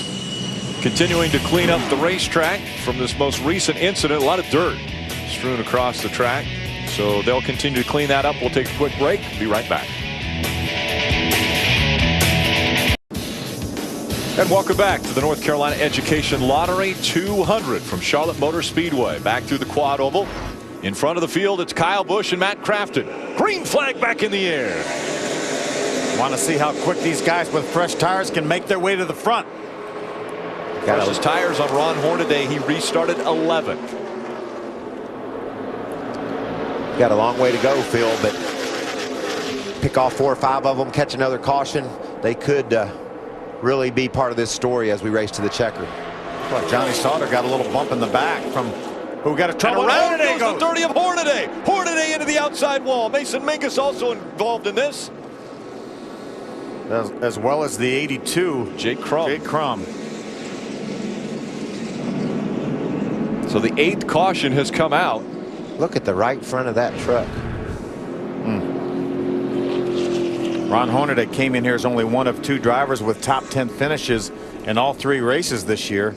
Let's look at Mason Mingus's truck. Hornaday's truck was all the way up in his windshield, Phil. Yeah.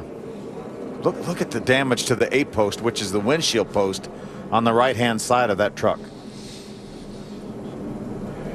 And we've reached our Camping World 20 to go as this caution has come out. And from an earlier caution, it looks like Bubba Wallace is standing by with Hermie Sadler. He's out of the care center, and first of all, you looked like you were okay for a second when you got out of your truck. Then you were brought down to the care center. Tell your fans and everybody at home, how are you? I'm good now. Thank the Lord for keeping me safe, for sure. I got my Coke now, so it kind of gave me some more energy back. But, oh, man, it's unfortunate. We had some troubles with our battery, we think, and here's the replay there. It just looked like maybe the 92 didn't know we were 3 wide and come up into the 32 and just got turned into me. So I decided to make the call to come in and change the battery out. Jerry was skeptical about coming in and losing track position, so now I have all that weight on my shoulders of making the bad call. But it's just a racing deal. I got to remember that. But it's unfortunate, man. Had a rough night at Kansas and 2 rough weeks in a row. We've had 1 good race out of 4 now, and just not what we need. So huge thanks to Toyota Time and Toyota Care for putting me out here. Coca-Cola for getting me back up to where I needed to be, and Alpine Start, everybody involved. We're very ready to go in 2 weeks at Dover. We'll go out there and wax them. That's Bubba Wallace. He got the breath knocked out of him, but right now he's headed back to the garage to check on his guys. Youth is a wonderful thing, isn't it? He's already looking forward to with a great attitude about the next opportunity. And Mason Mingus, a lot of damage to that Toyota for him, unfortunately. He had a truck all the way up in his windshield. Yeah, let's see what happened. There's Hornaday on the outside of the 30 truck. It's going by the 31 to Ben Kennedy. Drives down to the corner. It looks like just tried to go to the bottom and just didn't quite have the 31 cleared of Ben Kennedy. These guys came along with nowhere to go, had no idea there was a truck going to slide up in front of them.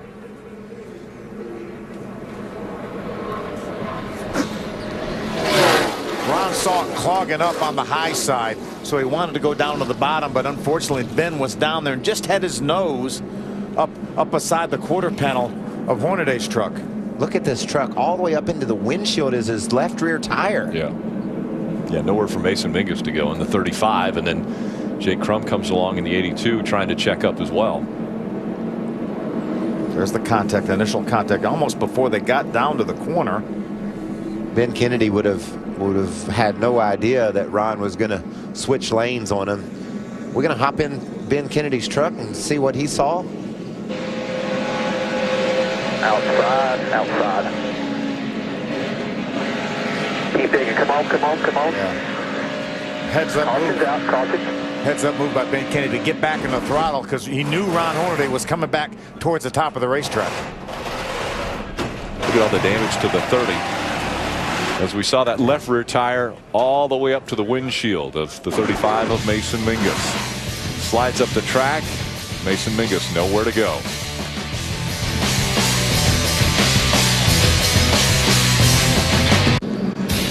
Welcome back. The moon very bright here over Charlotte Motor Speedway. We continue on with North Carolina Education Lottery 200. Kind of freaky looking, isn't it? Crazy things have happened. Under the moonlight, take a look at this. The 30 of Ron Hornaday comes down on the 31 and then right back up the track collecting Mason Mingus and Jake Crum. Yeah, the outside line was getting bogged down a little bit, and Hornaday said, I got to get out of this outside line. I got to get down to the inside line. You see the 20, Austin Dillon, the 5, John West Townley, 77, Herman Quiroga. But unfortunately, Ben Kennedy was there. Ben hadn't even got out of the throttle yet when he got clipped by the 30 of Ron Hornaday. And there was no way Ben could have reacted to that. He was going wide open down the straightaway. I'm sure he was shocked by what happened. Yeah, this is what Ben Kennedy and the team had to say on their radio. It wasn't even close to being clear. No, not even close.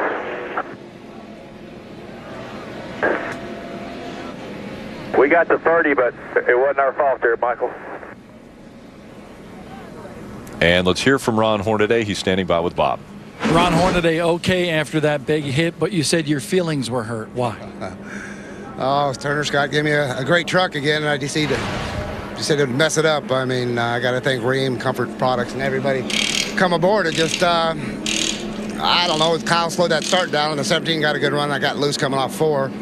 Nobody's fault, just good racing. And then come back through there, and I guess that crash in the first straightaway got something in the front grill and put us in the back, and then so did Brad, and Brad ended up taking my spot up there. I was supposed to be up on the outside, and he crowded me up there. So we started there, and I thought I just had a good run and cleared Ben, and I didn't. So hate to see it. These guys been working their guts out, and I got to thank Steve and Harry and everybody. They've been just working their guts out to get these trucks on the track, and we definitely had a fast one. I just needed to get my track position after I messed up coming off 4.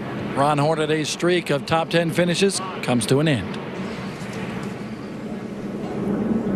See the damage on Ben Kennedy's truck. They're going to try to repair that. Need to put a patch on there, it looks like, Phil. Is that a hole up on the Almost top? looks like one. We're running out of laps here. Only 15 laps to go, and we're still circulating under caution. Maybe just a crack. I guess they feel like they've got it squared away. Looks like the basic shape is okay. Yes, on that fender. Ben Kennedy coming off of his finish at Kansas of 20th.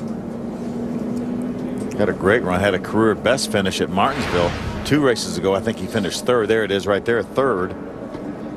You know, there's some great stories in the Truck Series. The special we did on Weller before the race started, he's in the top 15. Jennifer Jo Cobb has raced up to 15th herself. So these guys and girls are working hard and getting some good finishes lining up here if they can just make it to the finish, and that's not guaranteed with the way these restarts are happening. And guys on those fresher tires in the back, this thing could get even wilder yet.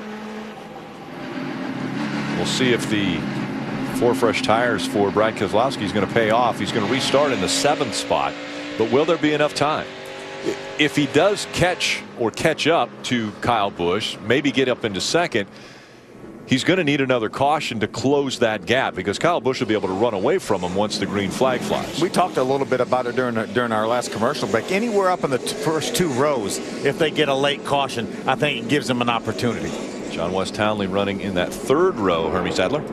Yeah, having a good night and hoping to bring it home with a solid finish.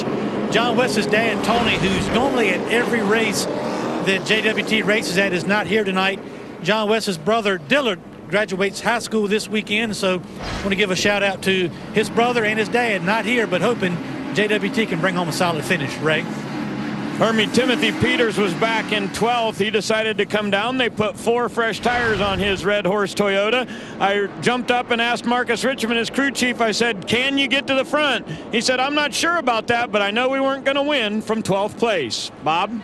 Playing right into the hands of Jeb Burton, all these caution laps, because of obviously he did not stop for tires. So he wants these caution laps going on during this caution because he knows the guys are coming from behind him, but Jeb likes his truck. He thinks it's the strongest of the Thor Sport bunch.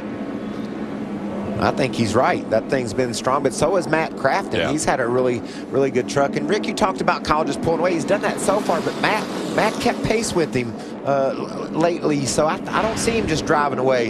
If Brad Keselowski can get a couple of trucks early in the going and happens to catch another caution flag, this could get really tight. So Matt Crafton on the inside of Kyle Busch once again. We'll see how well they do on the restart. Back into the quad oval. Green flag back in the air. Yeah, Burton's going to try to stick his nose up there alongside his teammate, Matt Crafton. But Johnny Sauter, the 98, drives up behind Matt Crafton and pushes him by. Side by side for the third position. Johnny Sauter on the inside. Jeb Burton on the outside. Look at Brad. He's thinking about making it 3 wide. Doesn't have enough of a run back there. They're bunched up 2 by 2 from third on back. And now 3 wide as they come out of turn 4. Austin Dillon, the 20 truck on the inside of Johnny Sauter. Johnny's in the middle. There's Caroga, the 77 on the outside. And look at Brad. That truck is sticking well, Phil. He's going to be able to drive underneath Austin, is he? He looks to the inside, 3 wide. Brad Keselowski making his way toward the front. I have a bad angle to this corner. He's going to complete that pass, but oh, can he keep it down low? It looks like he's going to make it. I'm glad he wasn't any farther up. Caroga came all the way down the racetrack. And now chasing after him on Caroga. That's a battle for the 5th spot. Keselowski trying to break into the top 5. Kyle Busch, Matt Crafton separated by 0.4 of a second. Look at Caroga. He's putting some distance on Keselowski down there in turn 1. Yeah, that was a great corner for that 77 truck. Goes Timothy Peters to the inside of Johnny Sauter. That's a battle for the 7th spot. Sparks still coming out from behind that 17 of Timothy Peters. That's because he's running faster than he has all night, Rick.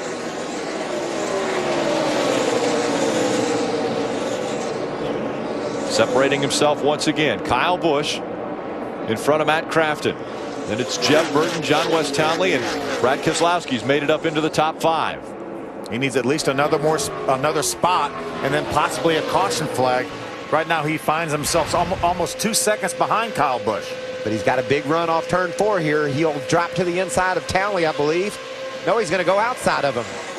Tries to make the pass on the high side. John West Townley knows he's out there. And now chasing after the 13. Look where he's running. Brad Keselowski way up against the wall. That will lose some spots, and he loses a position to John West Townley on the bottom. There was some speedy dry up there from a most recent incident. I believe he might have got in that. He went a little bit higher than he wanted to, I think. Here he comes back, though, on that outside. He likes that groove. Timothy Peters also making the move toward the front. Brad's going to make the pass on John West Townley once again. Now he's going to go to the bottom of the racetrack. Now he's lined up on the inside of Jeb Burton. There goes Timothy Peters by his teammate Armand Caroga. Going for the 3rd spot. Brad Keselowski trying to take it away from Jeb Burton. He's going to make that look easy and drive up into 3rd. Now he's going to set his sails for Matt Crafton, our leader, Kyle Busch. Boy, a caution flag would really bring things a little bit tighter, wouldn't it? Make it really interesting because Brad is the fastest truck on the track. He's got the freshest tires. He came down most recently for 4 good years. See John West side by side with Jeb Burton and that 13 truck for the 4th spot. 4th, 5th, and 6th all bunched together. Timothy Peters in the 17 running in the 6th spot. John West Townley trying to hold on to that 4th position, but here comes the 13 once again of Jeb Burton. John West has slipped down on the bottom a couple of times. Looks like he's going to make that pass, though. Burton's going to fight back on the outside. Does John West have him cleared? He does. He can move up the racetrack in front of the 13. Laps winding down as we're closing in on 5 to go. People getting a little more impatient trying to get these positions. Jeb Burton fighting back on the outside. He and Timothy Peters fighting for that 4th spot. John West Townley just in front of him. Jeb Burton way up the racetrack. Timothy Peters hooking the white line there. Looks like Timothy's going to be able to make that pass. As we go back to our leader, Kyle Busch, he's got about a 2nd 3/10 lead. There it is right there over that 80 of Matt Crafton. Remember, this is how these guys finished last week. 1-2 Kyle Busch, Matt Crafton. A big lead for Kyle Busch. 4 laps of racing to go. Remember last week, Joey Logano had to take the wave around, had to play catch up, got back to the top 5, but couldn't get any farther. Looks like Brad Keselowski stalled out right now at 3rd. He's over a 2nd behind Matt Crafton. Matt Crafton was able to hold pace with Kyle Busch the last restart, but this time Kyle Busch has really checked out. A comfortable lead, almost 2 seconds now between 1 and 2 as this battle continues between John West Townley and Timothy Peters. fighting for that 4th spot. A great run for John West Townley, looking for his career best finish. It was 6th coming into this race. Under 3 laps of racing to go. These guys have raced hard all night long here. Nice 2-tire strategy on the first pit stop for Timothy Peters. Got him the track position, and he's kept it ever since. And conversely, the stop that Jeb Burton made cost him all his track position, but they've overcome that and come back. So a couple of differing starts to the race for a couple of guys that are running strong up in the top 6 positions. Closing in on the white flag lap for Kyle Busch. 5 times before he has won at Charlotte Motor Speedway, and now he's a mile and a half away from win number 6. Oh, we got a crash off turn 4. Crash off of 4. Jeb Burton is involved in it. The white flag has flown. And that means the race is going to finish just like they're running right now on the racetrack. Something sitting on the infield smoking. I believe that came off of the 13 of Jeb Burton. Maybe a piece of, no, that's pretty big chunk right there, isn't it? Yeah, Jeb needs to shut that baby down and hop out. That's the radiator. That's the radiator. Radiator of the truck is sitting on the infield. That's a fairly important part. Yeah. How about the win by Kyle Busch? A dominant performance tonight. He'll come back and get the yellow and the checkered flag. His 38th career win in the Camping World Truck Series, and he gets win number 6 at Charlotte Motor Speedway. And that's 4 in a row for him. The last race last year at Homestead, and the only 3 starts he's made this year. Eric Phillips adds to his record as the most wins as a crew chief in the series. What a dominant performance. We asked at the beginning of the show, how do you beat Kyle Busch? No one has figured out the answer yet. Well, Phil and I didn't know. We didn't have any idea how he could do it. We figured that out in a hurry, and no one knew how to do it. Those guys were battling hard. I saw Jeb Burton and Armand Quiroga come off turn 4, passing the lap truck of Norm Benning, and nobody was going to lift. And they all collided. You see all the that's the 9th place truck right there. Another top 10. But wow. Yeah. Check this out. Armand had a hole on the bottom, and Jeb tried to hang in there, and just everybody ran out of room coming to the white flag.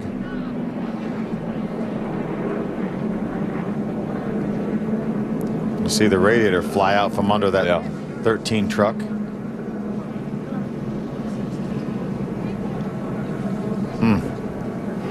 Hop on board the 77 of Armand Quiroga.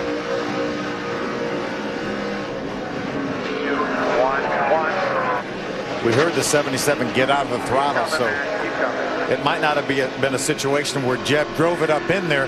Maybe the 77 of Quiroga got out of the throttle a little bit, and Jeb wasn't expecting that. What great camera views there. You see all the water flying coming out of that truck. He's getting really good at this. Celebration for Kyle Busch once again in the Camping World Truck Series. We'll hear from him when we come back. There in LA. Thanks for throwing it back to us over here at Charlotte Motor Speedway. What a race it was for Kyle Busch. Obviously, he makes it to victory lane. Before we hear from him, let's hear from Matt Crafton. He's with Hermie. Well, Matt, for the 5th time, you finished 2nd to Kyle Busch. What are we going to do to change that around?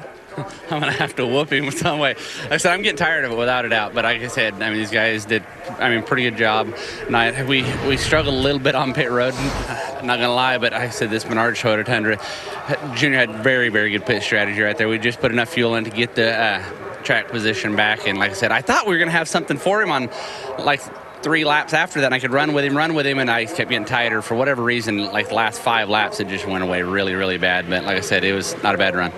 That's Matt Crafton. He is a points leader by 11. Bob? Brad Keselowski, 3rd tonight here at Charlotte. I want to know, with the truck that you had, how much were you wishing for a caution, and did you have anything for that 51? I was wishing for a caution, just not all those we got, with 20 or 30 to go. But that's part of the deal. We tried to snooker Kyle. He was, clearly had the faster truck, but we're working on it. We had a good night going, and probably a 2nd or 3rd place truck. And give credit to Doug Randolph and the team there for trying to make something happen to get by him, but it just wasn't meant to be. And we'll keep working on it. Need to find just a little bit more speed to run with them guys, to run with the 51. Everybody else looks to be about equal, and we'll get to work. Speaking of the 51, to Ray Dunlap. Dating back to Phoenix a year ago, a Toyota Tundra has been in victory lane for 6 consecutive races, and 5 of those have been from KBM. Kyle Busch back in victory lane here at Charlotte once again. No question about it, from the start of practice today, Kyle, you had a dominant truck. Was there at any point tonight that you were worried about not winning this race? Well, you're always worried. I mean, some of those cautions with a lot of debris just being drugged down the backstretch and being drugged through the corners and stuff, you're never sure what you're going to run over and get a flat tire. But, man, it's hiring our heroes, Toyota Tundra was awesome tonight. Man, I just can't say enough about all these guys. Everyone at KBM, everyone at TRD, Monster Energy, ADP Careers, Exalta, and Joe Gibbs Racing Engines. This thing was stout under the hood today, and it showed in qualifying, showed in the race. And I appreciate Camping World. Again, having them coming back and sponsoring this series is pretty good for the long term, and of course the fans. Good turnout here in Charlotte. It was a fun race for us. We certainly had a dominant piece. I mean, we were just really, really strong, especially on the long run. It just seemed like guys would fall off, and I'd beat them a little bit here or there, but it seemed like in traffic, I didn't lose as much in traffic and as much as the other guys. Your restarts were spectacular. You want to tell us your secret? Nope, no secrets. I think the biggest thing is timing, everything, just getting everything right. I mean, a lot of those guys, they're trying to hang back on me and then try to roll up on my side and time it to where they were in the gas and having the momentum rolling. And I don't, you play those games and you see those games happening. So when they start rolling, you start rolling. Even though it's before the zone, you at least start the inching and then you go when you get to the zone. I mean, it's what you got. Sometimes when those guys were inching on me too much, I actually waited until the far end of the zone and didn't even go at all. And when you do that, you bunch up guys behind you, so you can cause a wreck doing that. So I try not to do that too often. All right. Kyle Busch has won the last 4 times he's been at Charlotte. He's won the last 4 times consecutively that he's been in a truck. He's back in victory lane here at Charlotte. The one thing he doesn't get, though, when he wins is points. As we take a look at our Golden Corral points standings. Last Camping lap, World Trucks. Last lap crash from Armand Carogan. He still stays third in the points. Another top 10 for him. Great points night for those guys, and Timothy Peters keeps a little bit of pressure on Crafton.